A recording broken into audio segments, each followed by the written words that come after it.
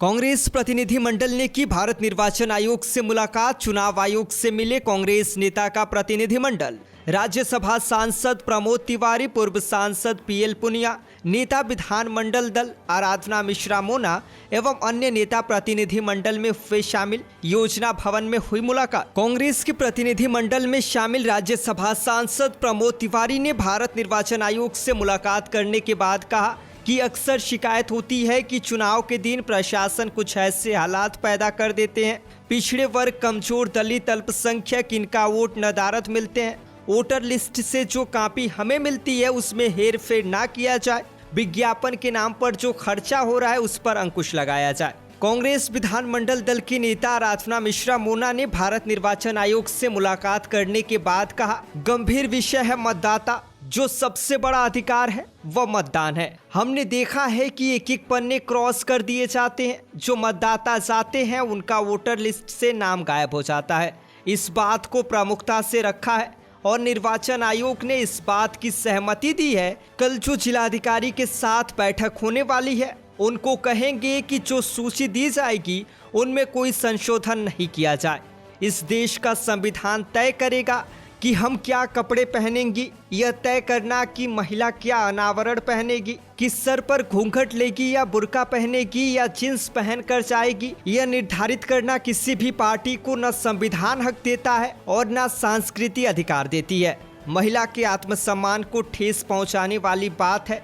हम सबको निर्वाचन आयोग पर विश्वास है। आपके सुझावों को अधिकांश पे सहमत है और बाकी वो उसकी पूरी समीक्षा करेंगे और डीएम वगैरह की मीटिंग करेंगे। जो आपने मुद्दा रखा कि आग लग गई थी उसको लेकर के क्या कुछ बात कहेंगे? उन्होंने कहा कि हम आपको बताएंगे और इसका हम स्पष्ट रूप से कोई छुपाने की बात नहीं है। जो भी बात होगी हम आपके सामने लाएंगे।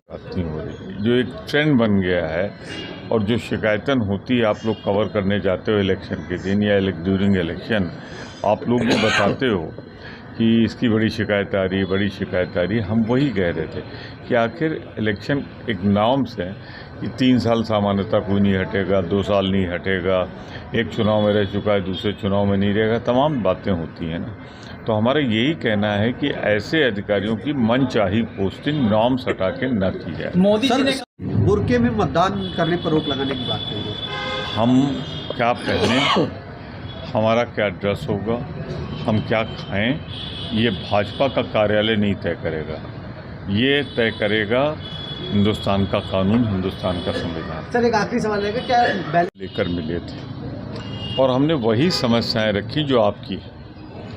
अक्सर शिकायत होती है कि चुनाव के दिन प्रशासन कुछ ऐसे हालात पैदा करता है कि पिछड़े वर्ग के, कमज़ोर, दलित, अल्पसंख्यक, इनके वोट नदारद मिलते हैं वोटर लिस्ट पे। ये बड़ी कॉमन शिकायत होती है। पेज के पेज कटे होते हैं। तो जब कॉपी हमें मिल गई है तो उस कॉपी में हेर फेर तब तक न की जाए जब तक हमको या उस पॉलिटिकल पार्टी को विश्वास में न ले ले। दूसरा, विज्ञापन के नाम पे जिस तरह अंधाधुंध खर्च हो रहा है और अब न्यूज़ कम हो गई है, विज्ञापन ज़्यादा हो गया है, उस पर कहीं तो अंकुश लगे। प्रशासनिक अधिकारी जो सूट करते हैं सत्तारूढ़ दल को, उनको खास जगहों पे लगाया जाता है और भरपूर दुरुपयोग होता है। ऐसी बहुत सी बातें हैं। बाकी हमारे पुनिया जी इसको स्पष्ट करेंगे। सर, क्या की बीमारी जो है कुछ ऐसी हो गई है कि लाइलाज। अभी तो चारी से कह रहे हैं, आप देखिएगा इलेक्शन आते आते जब हालात का सामना करेंगे और लगेगा कि पैरों के नीचे ज़मीन नहीं है तो 540-42 में वो 600 लाने लगेंगे। तो वो उसको एक बीमारी मानकर बहुत ज़्यादा ध्यान। सर, बीजेपी ने अभी मुलाकात की है। ऐसा आदरणीय तिवारी जी ने कहा कि ये देश का संविधान तय करेगा कि हम क्या कपड़े पहनेंगे। एक महिला होने के नाते मैं इस बात को बड़ी गंभीरता से कहती हूँ कि ये तय करना कि एक महिला क्या आवरण पहनेगी, सर पे घूंघट लेगी कि बुर्का पहनेगी या जीन्स पहन के जाएगी, ये निर्धारित करना किसी भी पार्टी को ना ही हमारा संविधान ये हक देता है और ना ही हमारी संस्कृति अधिकार देता है। डबल चेकिंग कराई जाए।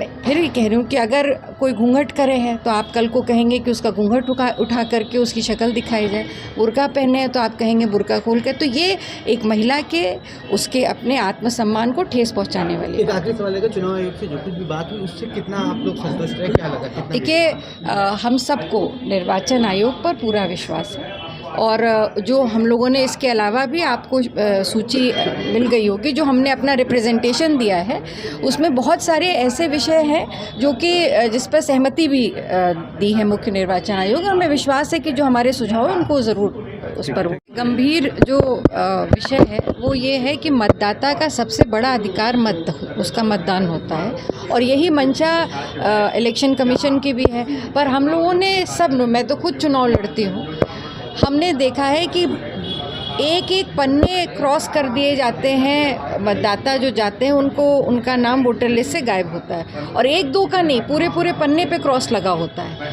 तो ये गंभीर विषय है, और ये हम जो पर्ची मिलती है हमको, जो कैंडिडेट को जो अधिकृत मतदाता सूची आयोग से मिलती है हमारे नॉमिनेशन के कैंडिडेचर के फाइनल होने के बाद, हम उसके आधार पर अपने मतदाता सूची को से पर्ची काटते हैं। अगर वो पर्ची लेकर के जा रहा है और उसको मतदान केंद्र पर उसका नाम नहीं है तो ये गंभीर विषय है।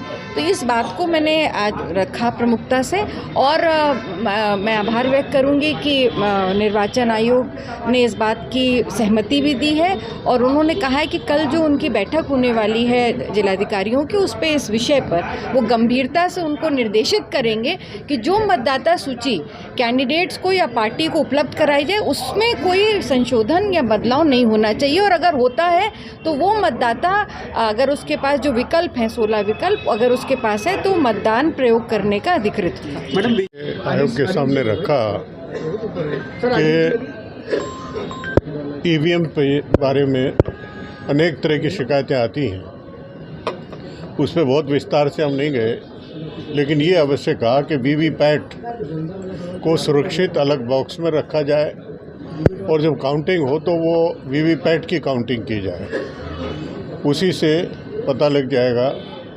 और जो शिकायतें मिलती हैं कि ईवीएम को हैक किया जाता है, उसको मैनिपुलेट किया जा सकता है, तो वो निर्मूल साबित होगी उस काउंटिंग के माध्यम से।